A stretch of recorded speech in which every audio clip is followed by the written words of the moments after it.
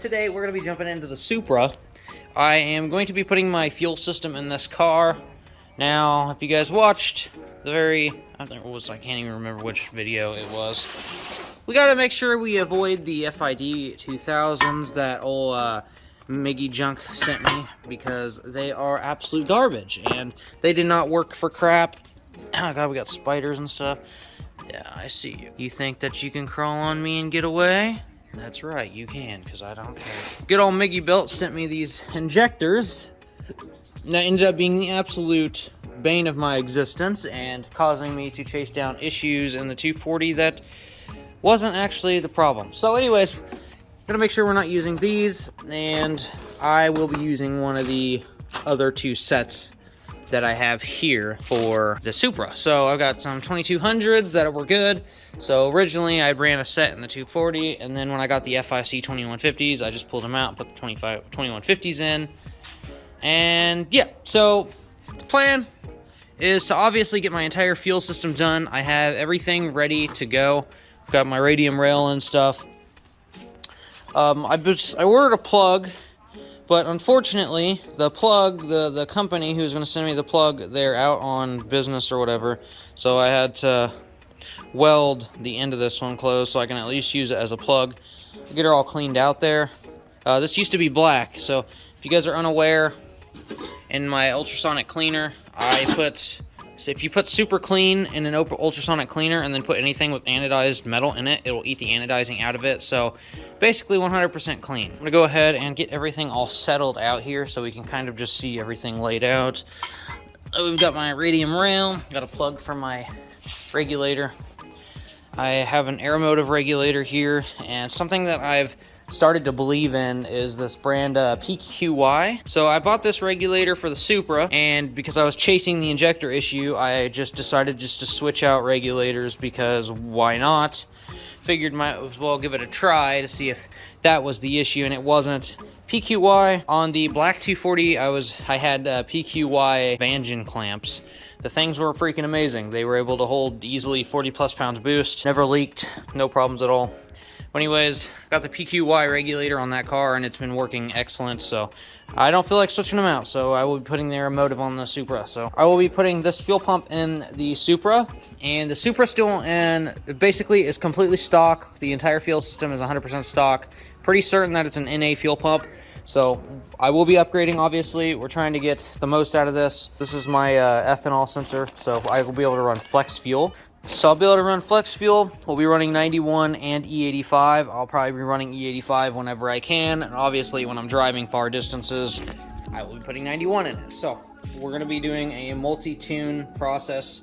The car's already tuned on 91. I'm going to have to do some small micro adjustments to put these 2000s in there. So only because those injectors have a wide range of spray and just like pulse widths. As well as that, I also have finally got my wiring harness for my transmission. So it's a Bluetooth speedometer, and I have to run a couple powers, and I have to find the speedometer wire so that way my speedo will work, and I will be able to adjust that accordingly. My speedometer that runs in kilometers, I'll be able to run it in mile per hour.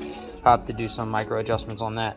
So I've got a couple things here that we're going to be doing on the Supra. So since it's a stock tank, it is running 3/8 line, and 3/8 line is also 6A in line. So we'll be running a 6A in line from tank right to under the car. We'll be going to the back of this filter, and then 8A in from the filter to the rail, and then from the back of the rail will be 6A in, and it'll go to the regulator. It'll be 6A in back. So 8A in from fuel filter to rail, and 6A in everywhere else. Okay, so the way this works is the stainless filter here, it filters out everything on the outside, and then it flows to the center and comes out here. Now the reason you want to run it this way, the feed going from outside in, is because it'll be easier to clean that way. In my opinion, it's best to run it this way, running the filter through the outside in, so you can run the fuel in to filtrate that way, so that way whenever you pull the stainless filter out, the element, you'll be able to clean it easier, because you'll be able to see the debris on the outside and not on the inside.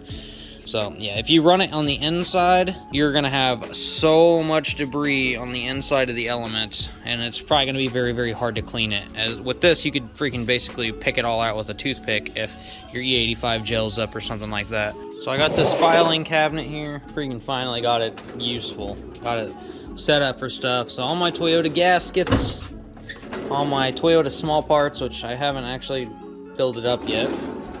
So all my Toyota electronics, pretty decent. So all my wires and everything for the JZs. And here's all Mitsubishi stuff. Everything that is Mitsubishi related, I have in here. And then we got Misk Electronics. And I have a freaking collection. Pretty insane the way that they've got the fuel pump in this. It's actually crazy. I'm actually super impressed with it. I forget that I have all the stuff in this car. Alright, so the fuel pump is actually underneath this. It's like a worshipped pyramid back here, man. It's the easiest accessible fuel pump I've ever seen. You just take these 6 10mm nuts off, and this whole thing comes off, and the fuel pump is literally just sitting on top. It's so easy to access, easy to freaking just get to. Alright, been freaking struggling with this, trying to figure out exactly what I wanted to do. So, let me go ahead and give you guys an example of what's going on here. In here, got the stock fuel system and stuff. And if you guys look right up there, you'll see a little fitting. And so I tried to remove that fitting so I can install an actual threaded fitting for a -6 line, and I could not get that fitting unthreaded, period. Like, it would loosen and it feels like there's burrs on the thread and then it catches. So instead, I've just decided I was going to go ahead and I ran a braided line up and double clamped it so it's really far up the actual solid line. So that'll work fine. I don't really like it, but until I get like a proper in-tank fuel system, that's all I can do. So I got the filter here, and I will be running it down right here and running it to a 90.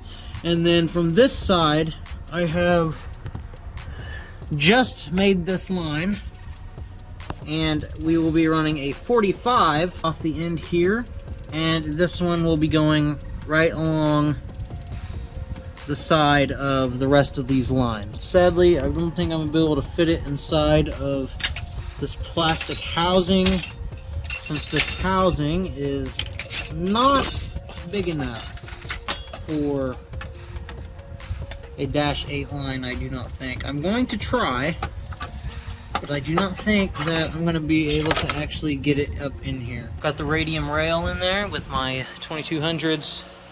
Freaking about ready to go here, since I got everything all mounted up underneath. I mean, aside from the lines. I just got to mount my regulator, and then basically it's just lines from there. Just got to run a couple fittings and run the 8A in line. Since it's already mounted to the filter, just got to run it up front, get it all like properly aligned for the fitting in the front here. We just got to do the return line, and the car should be finished, and we will be able to actually make some decent street power. You guys can see that it looks nearly factory. Of course, you guys can kind of tell right here, but if you guys look, all the lines and everything run along the stock.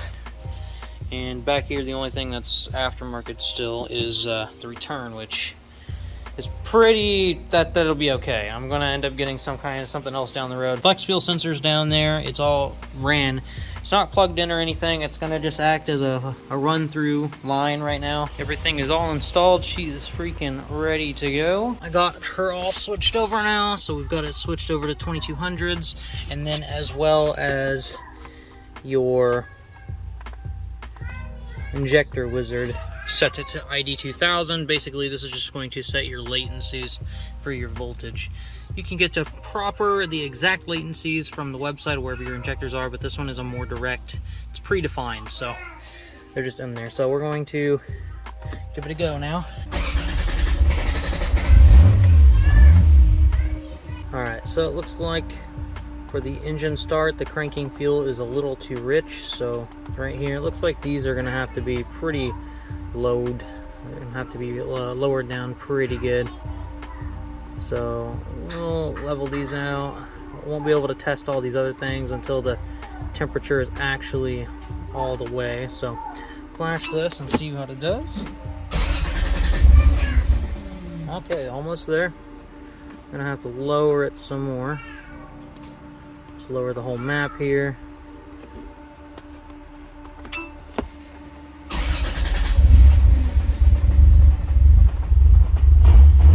Okay, that was almost there.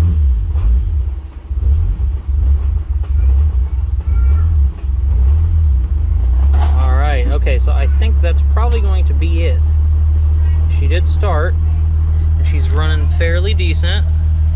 So, slight adjustments on some stuff. So these injectors are a lot different than the stock ones, so I had to add quite a bit of fuel to the warm-up table. I just adjusted the warm-up table so I can keep my map basically the same as it was previously, so I didn't have to actually change my VE tables. All I did was adjust my warm-up enrichment so that way it matches.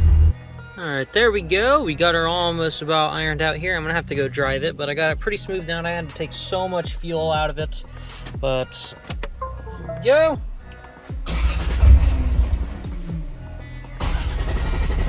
Oh, gotta use this. There we go.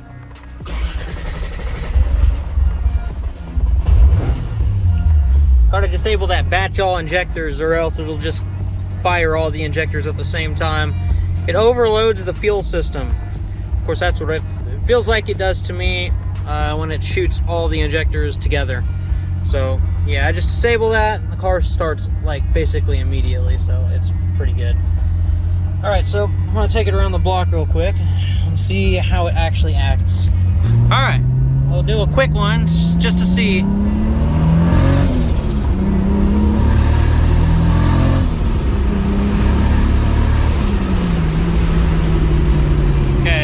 Literally all I got right now.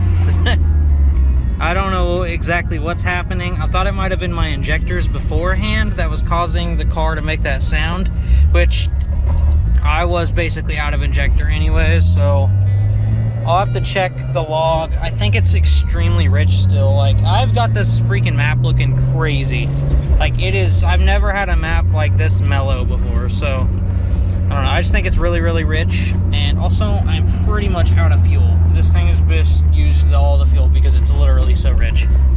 Like, I'm pretty sure it was above E before I started driving it, and I barely have driven it. Like, I'm talking like I drove it 2 miles, maybe. So, yeah, you can see, look at that, just driving, it's freaking 11.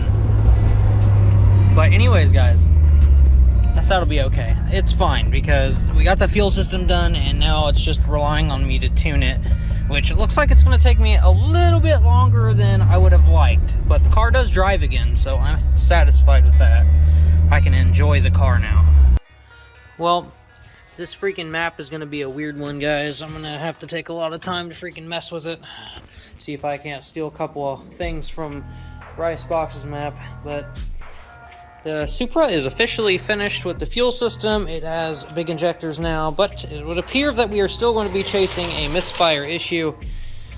I'm not entirely certain what that is, but I do think that I'm going to end up rebuilding my entire wiring harness with brand new connectors, so that way we can just have a brand new baseline and not have to worry about whatever's going on. I don't know if there's just like a bad connection somewhere or what, but this harness is really, really old. So I just think I'm going to go ahead and do a new one, just so that way it's just out of question. That's going to be it for this video. I hope you guys enjoyed it, and I will catch you guys in the next one later.